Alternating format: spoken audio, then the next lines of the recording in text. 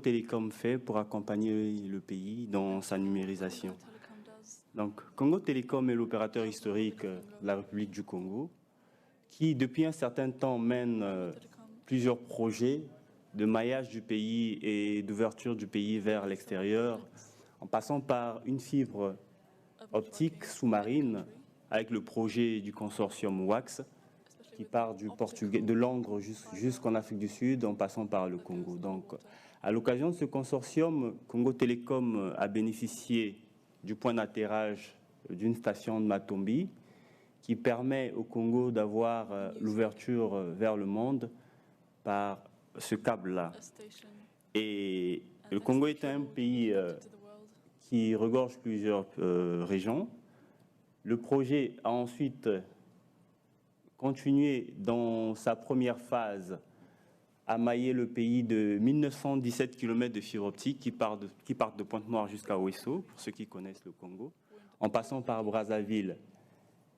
Donc, dans chaque lieu de département et dans chaque lieu de district, il a été construit 320 km de boucles à fibre optique. Tout cela pour permettre à tout un chacun de pouvoir bénéficier des services numériques à travers une connexion haut débit. Donc ça, ce sont les efforts que le gouvernement congolais a consentis pour mailler le pays en infrastructure à fibre optique. Bien entendu, cette infrastructure ne suffit pas. Il faut pouvoir faire bénéficier cette infrastructure à la population en passant par des services.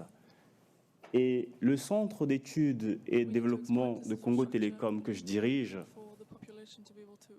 a mis en place un certain nombre de projets de numérisation à l'échéance 2018. Donc, c'est des projets qui visent, au-delà de l'infrastructure, donc offrir des services aux populations. Et à la faveur je ne vais pas dire faveur parce que ça a été quand même une tragédie, on a contribué avec l'Organisation mondiale de la santé à mettre une application test qui constitue à informer les populations des pays touchés par Ebola, des zones à risque, des précautions à prendre pour ce qui est du transport des malades, et ainsi de suite. Et cela a été fait avec la collaboration de la Direction régionale de l'Organisation mondiale de la santé qui se trouve à Brazzaville. Et fort de cette expérience, nous nous sommes dit qu'on pouvait continuer à aider la population en leur apportant des services et permettre aux services de se rapprocher d'eux. C'est ainsi que dans le plan, nous avons continué.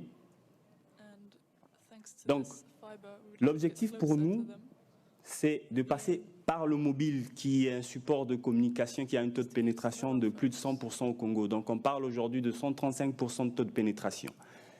Et jusqu'aux enfants, hein, chez nous, au Congo, jusqu'aux enfants, ils ont des téléphones mobiles. C'est de permettre à ces enfants également, aux parents et tout, d'avoir des informations utiles par leur téléphone mobile, sans se déplacer, évidemment. Donc, pour cela, nous comptons mettre sur le marché des téléphones low cost, smartphones low cost, parce que les applications se basent sur les smartphones, à 30 €. On estime qu'à 30 €, avec le revenu moyen d'un Congolais, c'est prenable, c'est jouable. Et l'objectif pour nous, c'est de divulguer dans un premier temps, avec le projet de couverture nationale, 100 000 smartphones dans le pays.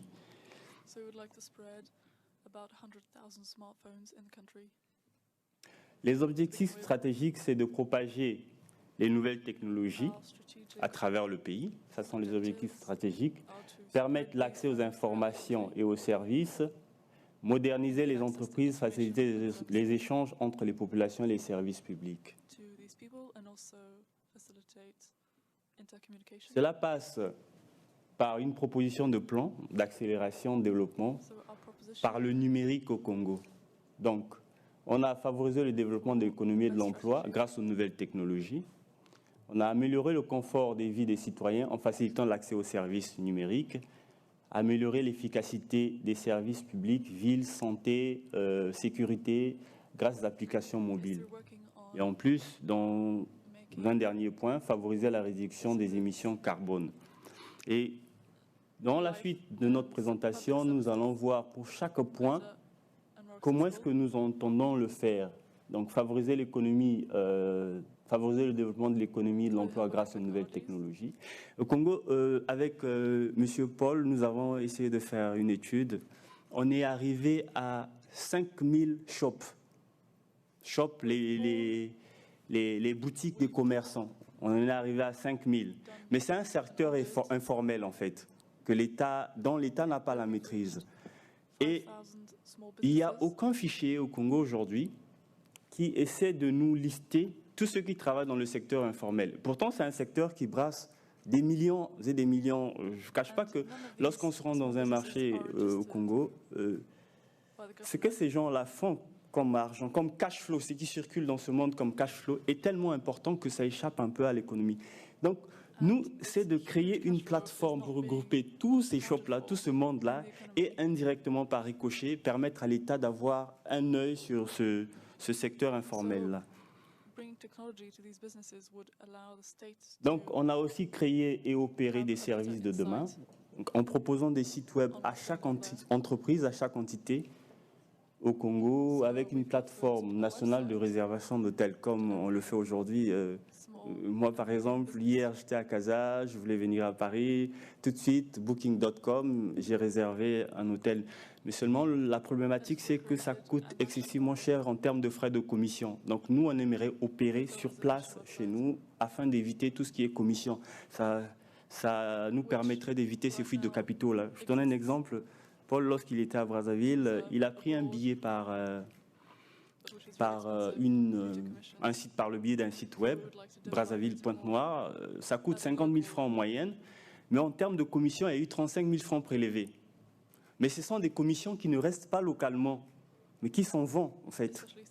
35 000 francs, le billet est revenu à 85 000 francs. On en a ri d'ailleurs. Ça, c'était une anecdote, en fait. Donc, on a aussi des plateformes nationales de réservation de livraison à distance pour les restaurants. Bon, en moyenne, lorsqu'on se rend dans un restaurant, on y passe au moins 1 heure lorsqu'on passe une commande. Or, s'ils ont passé la commande avant de se rendre dans le restaurant, ça nous permettrait d'avoir le service à temps. Et pour anecdote, on a eu à inviter les restaurateurs, recenser les restaurateurs et les inviter, les mettre ensemble pour essayer d'échanger un peu sur notre vision. Et il en ressortait que les restaurateurs voulaient bien plus que passer les commandes. Donc ils voulaient des services de livraison, ils voulaient des services, plusieurs services greffés autour de ce service-là. Et pour ça, nous avons commencé par une application qu'on appelle Bisengo Resto, qui permet de localiser tout ce qui est restaurant dans le pays. C'était un travail titanesque parce qu'il fallait envoyer les gens un peu partout dans le pays, les géolocaliser et permettre aux gens d'avoir des tracés pour s'y rendre à partir d'un point donné. Et choisir bien sûr la cuisine qu'on veut, ainsi de suite, à l'image un peu de ce qui se passe un peu partout. Mais là, avec des data centers locaux, ce qui permettrait de ne pas introvertir notre Internet en fait. Donc, pour Congo Télécom, l'objectif, c'est pas de gérer ces services-là, c'est pas d'être le gestionnaire de ce service. C'est de pouvoir créer des entreprises des entreprises congolaises, hein, avec des entrepreneurs congolais, qui vont pouvoir s'approprier de ces technologies afin de créer de l'emploi. Ça, c'est l'objectif pour Congo Télécom. Donc, servir d'incubateur pour des jeunes. Aujourd'hui, nous avons des jeunes étudiants, des jeunes entrepreneurs qui se rapprochent du centre d'études de développement de Congo Télécom, afin de pouvoir faire porter leurs projets par le centre d'études Congo Télécom, après leur libéraliser ces projets et qu'ils puissent en fait être indépendants au lieu de partir à la fin de leurs études comme l'ont fait nos parents et nous, à leur place, d'aller faire des demandes et tout, d'être des entrepreneurs en fait. Donc, pour cela, il y a aussi le service de géolocalisation qu'on appelle Bisengo Géo, qui permet à tout le monde de pouvoir se géolocaliser dans la ville de Brazzaville selon ce qu'on veut ou l'endroit où l'on voudrait se rendre. Et les services publics qui constituent pour beaucoup de pays africains un gros casse-tête lorsqu'il s'agit d'avoir un document officiel ou lorsqu'il s'agit de faire une déclaration de naissance. Donc, créer des services, des applications qui permettraient à tout Congolais de pouvoir avoir une information, de pouvoir avoir un document administratif en passant par les nouvelles technologies. Et bien sûr, s'affranchir de tout ce qui est délai, transport, déplacement et autres. Donc, favoriser... donc, c'est comme je disais, ici, c'est la même chose, hein, continuer à améliorer la vie des citoyens. Dans notre pipe, on a eu un certain nombre de projets qu'on a essayé de lister ici. On a Licengo Info qui permet aux gens de ne pas aller vers l'information, mais que l'information puisse aller vers les personnes ayant téléchargé ces applications, qui sont des applications disponibles sur toutes les plateformes, hein, Android, Windows Phone et Apple. Et pour la ville de Brazzaville, nous avons dans notre pipe actuellement, qui est dans le pipe, une application qui va permettre aux usagers de pouvoir faire les déclarations de naissance, de pouvoir prédemander un extrait d'acte de naissance, donc faciliter en fait la vie. Alors, ce qui est génial que nous avons fait ici, c'est l'application santé. Aujourd'hui, lorsqu'une personne est malade, lorsqu'il ne peut pas s'exprimer, on a du mal à retracer ses antécédents médicaux. Avec l'application santé, on a la possibilité d'avoir son carnet de santé dans son téléphone. Donc, même si on ne peut pas s'exprimer, le médecin, rien qu'en consultant l'application, peut connaître quels sont les antécédents médicaux de la personne et lui administrer un traitement adéquat pour éviter des erreurs. Ça arrive souvent, hein. Ça arrive souvent. Et dans le même carnet de santé, on a un bulletin de santé qui est publié par le ministère de la Santé, qu'on intègre tout le temps, qui concerne les alertes épidémiologiques, les premiers soins, ainsi de suite, qu'on intègre dans l'application. Il y a aussi les aspects sécuritaires, hein, qu'on intègre, qui constituent également un chantier pour nous. Alors, tout ceci mis ensemble nous donnerait aux villes d'avoir des applications ou d'avoir une plateforme qui constituerait pour le Congo des smart cities, en fait. C'est de permettre à tous les services des villes, des communes et autres de s'approcher des populations au moyen des nouvelles technologies. La santé, l'application Santéo dont j'ai parlé. On a aussi des alertes aux citoyens. On a les transports publics. Et dans l'agriculture, on aimerait pouvoir améliorer les conditions de vie des populations dans ceux qui font de l'agriculture pour éviter les méventes. Parce qu'aujourd'hui, quand un cultivateur quitte le village, il arrive à Brazzaville, il vient pour vendre. Mais il ne sait pas ce qui est sur le marché, il n'a pas la connaissance du prix du marché. Donc c'est de créer une place de marché où le cultivateur, avant de se rendre sur le marché, connaîtra déjà le prix de ce qu'il est en train de vendre. Il connaîtra déjà s'il y a surproduction dans le marché de ce qu'il va vendre, ainsi de suite. Ainsi, éviter les phénomènes de gaspillage de la nourriture, d'éviter le phénomène de perte d'argent par les populations et ainsi, par ricochet, en fait, au finish, améliorer leurs conditions de vie et leurs revenus.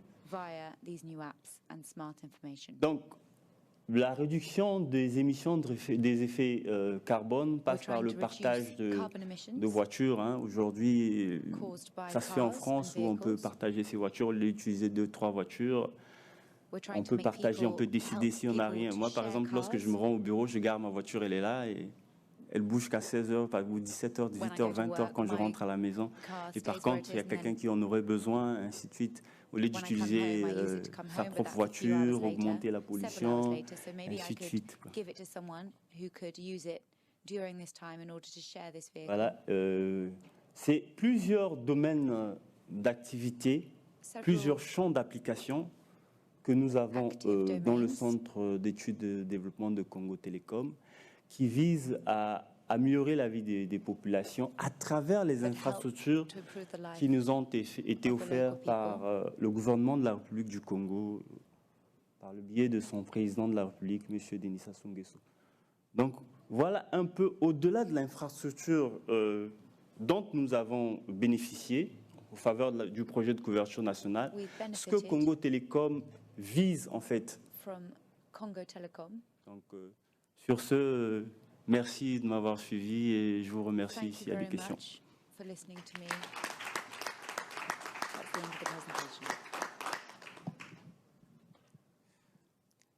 Je voudrais me permettre d'apporter un petit complément, si tu permets, Franck. Je voudrais dire que nous avons été très impressionnés de voir à quel point Congo Télécom a été visionnaire sur ce sujet. Et ce que vient de vous présenter Franck sur les perspectives en fait, de développement qu'apportent ces technologies-là, aujourd'hui, il y a plusieurs centres de réflexion, il y a plusieurs grandes réflexions qui sont menées à des niveaux gouvernementaux qui sont en train de reproduire ce que vous avez, cette vision que vous avez eue il y a déjà quelque temps. Et donc, en fait, il est en train d'émerger la compréhension de l'enjeu de ces technologies-là. Et donc, vous avez été des visionnaires, enfin, très franchement et très sincèrement, vous avez pressenti cette évolution très en avance sur le mouvement actuel. Donc aujourd'hui, on fait partie de think tank, hein, on contribue à des réflexions gouvernementales sur les enjeux de développement qui reposent sur ces technologies. Et en fait, parce que ces technologies, une fois que l'infrastructure est là, et c'est vrai que ce premier, c'est la condition prérequise, il faut que l'infrastructure soit là. Une fois que l'infrastructure est là, eh ben, on peut délivrer des services. Et vous avez, en particulier dans votre contexte, une puissance bien plus forte, bien plus élevée que ce qu'ont des pays développés. Pourquoi? Parce que si on faisait ça en France, les adhérences avec des systèmes informatiques traditionnels qui fonctionnent avec du câble et des écrans verts et des machins comme ça, sont tellement fortes. C'est-à-dire que c'est très compliqué de mettre en place des systèmes de pointe dans des pays très industrialisés parce qu'il y a plein de systèmes informatiques très complexes et qui font c'est difficile de mettre en place des nouvelles solutions. Vous avez, dans votre cas, vous sautez une génération. C'est-à-dire que tout à coup, vous avez la possibilité de construire les services de demain sans être freiné par des infrastructures informatiques complexes et finalement dépassées. Vous n'êtes pas freiné.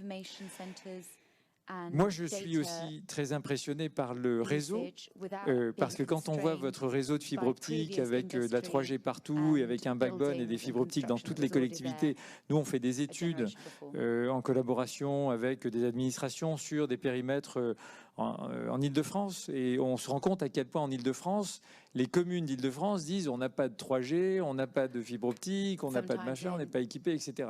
Donc ce plan d'investissement, ça a été quelque chose ça a été aussi visionnaire de comprendre que l'infrastructure était le prérequis. Et vous avez été visionnaire dans la compréhension que la valeur ajoutée derrière, elle va se construire sur les services.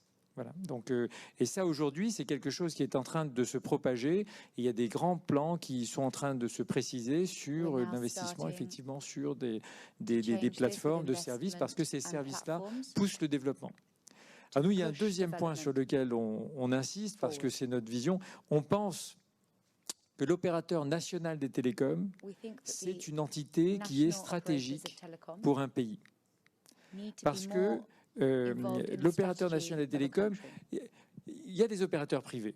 Vous avez plein d'opérateurs privés, il y a des Français, il y a des Sud-Africains, il y a des Indiens qui sont très heureux de venir proposer des services, mais néanmoins l'opérateur national porte des enjeux de services publics.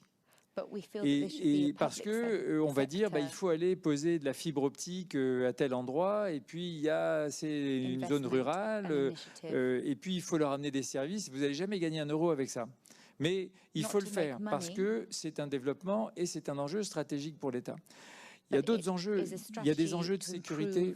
Ça veut dire que si vous n'avez pas un opérateur national qui est fort, qui va porter les réseaux et qui va assurer la sécurité des contenus, des communications vis-à-vis de l'extérieur.